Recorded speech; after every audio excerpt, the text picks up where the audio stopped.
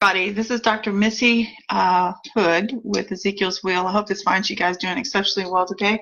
This is also your 15-minute rev that we're going to start doing weekly. This is probably our second one that we've done now, and I wanted to kind of come in during the 21-day prayer focus between Chuck Pierce's teams and try to invite people and encourage you as you're trying to make your way through this hard place. Man, this light. I'm just looking at this light. Look at this. The sun is hitting right in this window, just so, and the light is phenomenal. Anyway, it's pretty bright. So if no one shows up, that's totally cool. You can watch this later, and hopefully you'll be encouraged. But I wanted to talk to you guys today about God knowing what He's doing. He knows what He's doing. He's not like unaware of what's going on in your world. He's not unaware. Hi, Mike. Hi, Gigi. But He's not unaware of what's going on in your world right now. He's not. He's fully in control. He knows what He's doing. And He knows what season you're in. And that's what He was talking to me about this morning when I was getting into my quiet time. And actually, it started last night during our conference call time with our prayer team. And we'll talk to you more about that at the end of this cast today. But it was the Spirit of God the Father who met us there. Abba. I've heard about Abba. I've heard people say, Abba, Daddy. And honestly, I kind of thought it was kind of hokey. I thought, oh, okay, I have an earthly dad, thanks. And my dad, I had a great relationship with my dad. But there's a time I really, really believe when we start entering into the Spirit, into the Holy of Holies, where we get to know God as Abba. God the Father is Abba. And knowing God as a dad, because He stops at that point just being our surrogate father, basically, and just putting a seed into our mother's womb with us in it, and we truly allow His Spirit to start taking care of us like a dad. And so I think most of us had pretty good relationships with our dad, and if we didn't, that might have been a little bit harder for some of you guys to maneuver into. But even when we don't have that, God steps up to the plate and He takes over. It's like in my situation. I lost my dad at 22, and I was at a loss about what to do for direction and what to do for identity, because we get our identity from the father side of our family. Our mother, from the ages of 6 to 13, we learn about who we are as men or as women from the same sex in our families. From the ages of 13 to 21, we learn from the opposite sex about how the opposite sex is supposed to treat us. And so without that father figure there in my life, I had him a short time, but I didn't have him through my 20s when I was really stepping into direction and trying to find my life goal and things like that. And it was just so of the enemy, the way it all happened. And so I don't want to get off track with that, but I want to talk to you about a father, what the Father does, because He knows what He's doing right now in this season. He knows where you're at. He knows what season you're in, and He knows what's going on and the specific things that need to be ordered to keep you on the right path. He's in control, is what He's basically trying to tell us. And the Lord was talking to me about things that really, really hinder us from stepping into that open place and stepping into that freedom place with God the Father. And the number one thing He said is control and fear. Controlling and fear-filled people. And I noticed that Chuck Pierce was talking about the spirit that's been coming at us starting this weekend was a spirit of fear and a spirit of panic because of getting to the end of a thing and getting to the very, very dire end and thinking, oh my God, does God know what He's doing? Yeah, He knows what He's doing. He knows what He's doing. And to put me in check too about that. But it's fear. It's the hardest thing to get past because there can be so many roots of fear, and they can come through our bloodlines and things. And so those are things that God has been trying to go after the past 10 years, especially in our lives and in our bloodlines, to get these fears uprooted, to uproot the spirits of Jezebel that have been able to attack many of God's warriors, many of God's Josephs, many of God's Daniels, and the Ezekiels, believe it or not, who are called and lifted up for such a time as this. Hi, Janice. How are you doing today? Pardon me. And so it's harder for our vessels to enter in when we've got these roots of fear embedded in our vessels and embedded into our spiritual soil. And so God says because they can't enjoy Him, they're so busy controlling and fearful people are so busy controlling, they can't just enjoy God the Father as Abba. They don't know how. They've never given up control. They've never learned how to actually just rest in him. And I'm not going to lie. As a leader, I've struggled, I think, because of my own fears of losing my dad early. And I had fears. I've had some background stuff going on, too, about protection issues and stuff, because my dad and I are super, super close. And I'm going to go back and forth between this to teach you about the relationship with Abba and my transition from my earthly dad into my relationship with Abba. But I was best friends with my dad, my earthly dad, and I had an extremely exceptional relationship to the point, a close relationship, to where even his my dad was military, by the way. He was a military colonel, special forces, and I would go have lunch with him every Wednesday, and then I would have lunch with him, for years, and then I would go have lunch with he and my mom on Fridays. And so I maintained that relationship, but it was in my heart. That was what I desired to do, because I'd always also desired I always loved being around older people. But even his co-workers would see our relating, my dad and I's relating, and I was just being me. I was a goofy kid, but I loved my dad.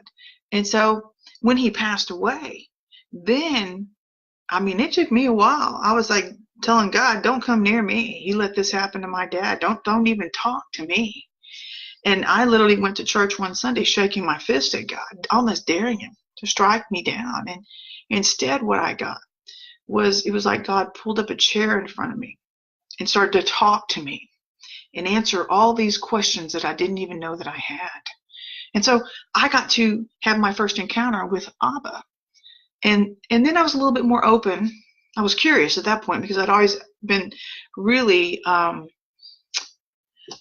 didn't even know I was drawn to the supernatural. I was drawn to the wrong things first, to the occult. And so then when I got that first supernatural encounter, then I wanted to know more, because I knew it was the real deal. So furthering that, so it's imperative, because it's only a matter of time.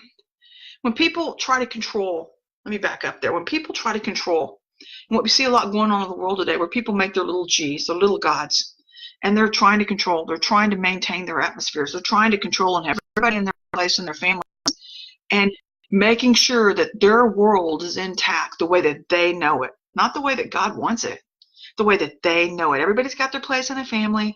You've got your position. I've got mine. And I stepped out of mine, by the way, because it was so dysfunctional. And I stepped into God's role, who God said I was supposed to be. And I've maintained that. And believe me, it's thrown everybody in my family for a loop, totally for a loop, because I'm like, whoa, wait a minute. And they were like, whoa, wait a minute. You stepped out of our control system. Yeah, I did. I don't want to be controlled by anybody but God. So people like this have a really hard time, because it's only a matter of time before their world starts to crumble, because man can't sustain anything. That they can't even, the controllers can't even sustain their families. Their families start disintegrating, and if they're controlling in their jobs start disintegrating. So only God can sustain a thing. And so that was just another example of God transitioning me over into Abba. And so we can't even take our next breath without God. And I think that, this might sound redundant to some of you, but it's so imperative that we know, that we understand how in control God is. And this goes back to our first title up above. It says God knows what he's doing in the season that you're in. He's in control. He's in control. And it goes back to allowing him to have that control. And that's a hard place to step into. Even as a leader, I struggle with that. I have to step back out of that place and back into rest. I've had to do it today. And so anyway, Paul, I was in my quiet time today, and I've had 2 ministries call me this morning asking me, now this is how funny Abba is. Abba is really funny, because he's just talking to me in my quiet time with him. I was in worship and praise and having a great old time, and the phone rings. And the first person on the phone is Billy Burke Ministries saying, Missy, we just want to check on you. And God, we called you, wanted to see if you need any prayer or anything. Yeah, I always need prayer. And so I put the phone down. Boom, I'm done. I think I'm done. I'm thinking, well, that was really nice. Not recognizing that was Abba. That was God the Father reaching out as Jesus in Skin to have another Jesus in Skin ministry call and check on me as a ministry. Then I get another phone call. And God's like, okay, she didn't catch it the first time. Angels, go over there and go touch that ministry. Another ministry calls me, says, hey, Missy, And they call me Dr. Missy. They're like, hey, Dr. Missy, we just wanted to call and thank you. Thanking me for my donation. And it's a high-powered ministry out of New York. And they're like, hey, do you need anything? You need any prayer or anything? And I said, yeah, I could use some prayer. I'm thinking, and by this point, God's got my attention, obviously, because I'm like, this is God twice in one day. And this woman, both ministries prayed so fervently on the phone. And for me in this moment as a leader, just to maneuver through this hard place. So when I hung up the phone, I was like, man, you're in control. You're in control, God. You're showing me you're in control. He's trying to reiterate, I'm in control. I'm in control. You can let go of it, Missy. You can let go of all that mess and all that, letting all the analyzation in your mind, trying to work out all your problems and how am I going to meet this and what's going to happen. You know what? He's in control. He's in control. And it just goes back. And then the Lord took me over to where Paul was ministering to the Corinthians church. And Paul loved the Corinthians. He really had a great relationship with them because they got love. They got God. They got it. They got it. They got it. And he enjoyed it. He enjoyed ministering to them because they got it. And so it was fun. It was a fun atmosphere. It was a fun experience for him. So he was always writing letters back and forth and checking on them and checking on their love and checking on their relationship and asking Titus. He would try to keep track with Titus because he and Titus were going to and for. And he's like, how are the Corinthians? How are the Corinthians? And he said, would you please give them this letter from me? Because they got it. And making sure he was helping to cultivate that love. So God wants us to know that he's in control, that he can accomplish his plans, whether or not the darkness swirls around us or not. That's where we're at right now. That's really where we're at right now. And so people are going to do, ultimately, the Lord showed me today, they're going to do what's in their own hearts, okay? We can't control that, okay, as people. We're resting in God. We know he's in control. But the one thing that God is after, the one thing, and the Lord's been talking to me profoundly and very, very strongly about this today, is about love. And it's funny because when I was a younger believer about 20 years ago, ministering here in Austin, the Lord gave me the statement. He said, if you don't know love, you don't know God, because God is love. And I would always find myself telling people that, but I kind of did it as a rebellious thing because it's like, if you don't know love, you don't know God. Because I'd come out of a Baptist family. And a lot of them were hung up in a spirit of Jezebel. And I just my way of rebelling back. If you don't know love, you don't always accept me for me. And so it was kind of my way of demanding to be me. So anyway, but it was a true statement. The Lord brought that up this morning to me, and he said, that was the truest statement I've ever had you make. And I thought, that was you? That was you talking to me? He said, yeah, that was me. And so many people in the world are so busy trying to be their own little G. They don't have time for the big G. They don't. They're so busy filling up the holes in their heart with their stuff, and that's the time that we live in. Pardon me. Because people are so adamant about being their own God. They have a spirit of rebellion to where they won't submit to a power greater than themselves because they think they know it all. They think that they have all their lives figured out. Now remember what I told you before. People eventually who refuse to submit to a holy God, their worlds crumble at some point. It's inevitable. That's just inevitable because man can't sustain the thing. But they're so busy trying to be their own God. And so this is why God honed in on the church first too, by the way, because he can't control the world unless they have a calling on their life, and then he's going to go after that straying sheep. But his first focus was on the church, trying to get his church cleaned up. That's where he's been doing the last 10 or 15 years. I think longer than that, way longer than that. And he started talking to me about how people, now this is where it got interesting for me because he's never actually broken this down so well for me. Do you know how people develop a wrong image of God?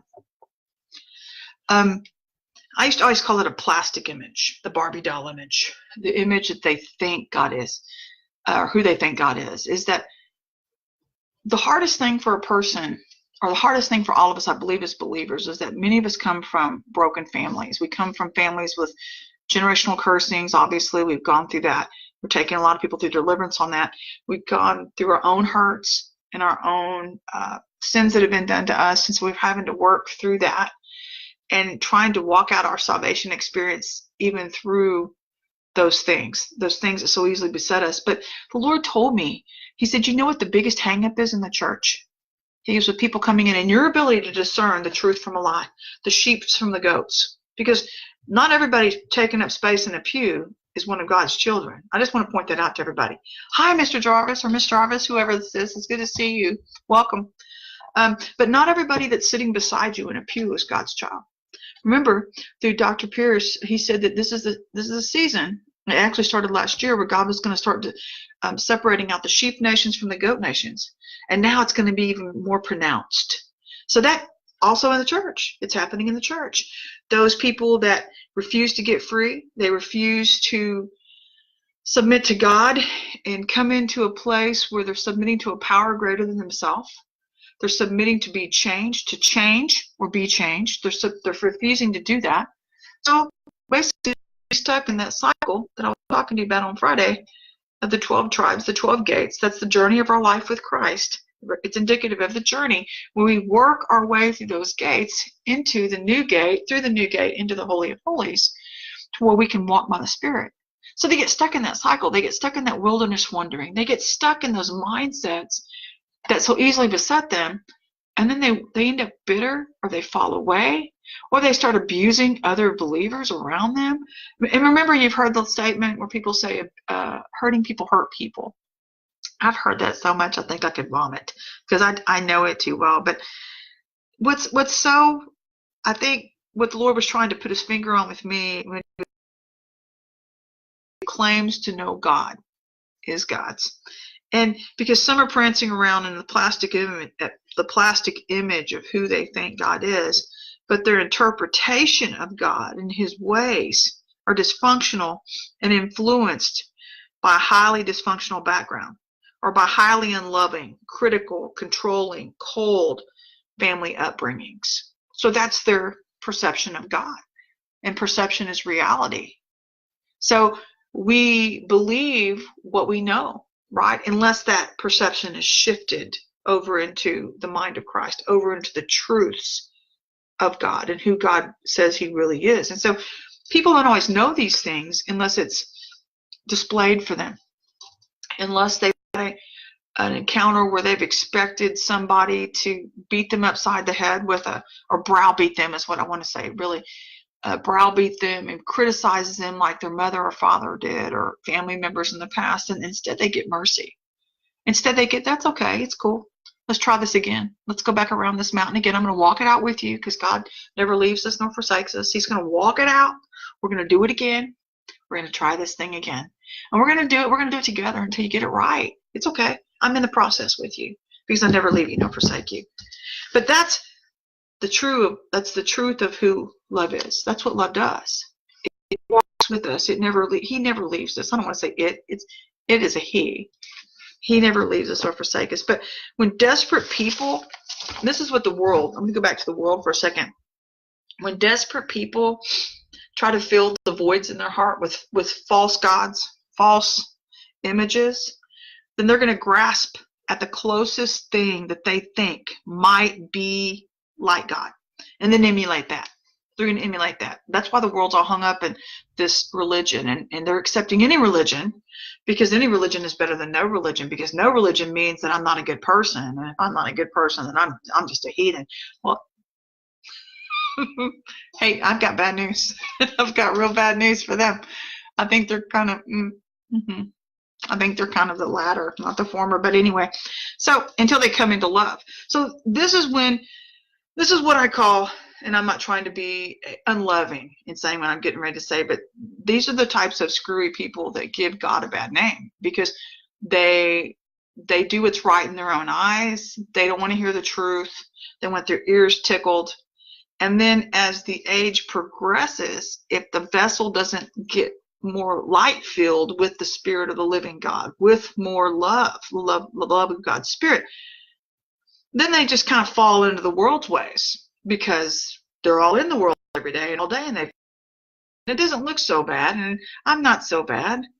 But God's like, that's where you get it wrong. Because when the light gets brighter, there's a higher standard that's implemented to maintain the light. You have to, in order for the light to stay bright. And so we're going over by about 5 minutes, guys. I hope you don't mind. We're almost wrapping it up right now, but this is our 15-minute rev. And so wrapping this up, where people mess it up is that when they don't know the Father's heart because they've never had the proper way of love, disconnecting and reconnecting. I hope you're able to see the whole thing. But as a leader, I always look at people, and when people start acting kind of weird, I always want to know about them. I always want to figure out their background, and I'll go seek the Father and ask, what's up with this person? Do they really know you? Do they have a real relationship with you? Are they really your child? And if not, I'm going to start observing them even more, because I want to start emulating God. I want to start showing them my God. And I'm not perfect as a leader. I screw up. Many of you see that. But I do love people, and I do want people to know my Father. And so I want to know more about people, and then I want to know about what they might need. Do they just need tweaking? Do they just need healing and deliverance? That's what some people are just needing in order to ooch into the right place with a relationship with God the Father, with Abba. Or are they just lost as a goose in a hailstorm? That's the truth. That's just all there is to that. And so, and what's sad even about that truth is that, and the Lord showed me this, which I was kind of actually shocked about today, is that there are people in the church, there are goats in the church right now. People, and we see this a lot in the Catholic religion. I'm not pegging the Catholic religion. It's in all religions, I bet. We're seeing a lot of the pedophilia pursue positions of leadership for power. They needed power. Maybe they didn't feel as empowered as a child, so they don't want to feel like a bad person. They know they've got these issues. They're not acknowledging the issue, and it's the same as within any other denomination. I mean, if we're not honest with ourselves, if we're not going to get gut level honest with God, as though He's too stupid to know that these issues are there, then we're wasting our time, because we're just taking up space on a pew every Sunday without having a real life experience with Abba, with God as Father. And that's what He wants us to know. That's who He wants us to know. That's who He wants us to be in this day and time. And so people, let me tell you, love is the universal language. It's the one language that every person on the planet, the real deal, by the way, not the fake love, not the cold love, that's expected. Everybody, you can find that on the street corner.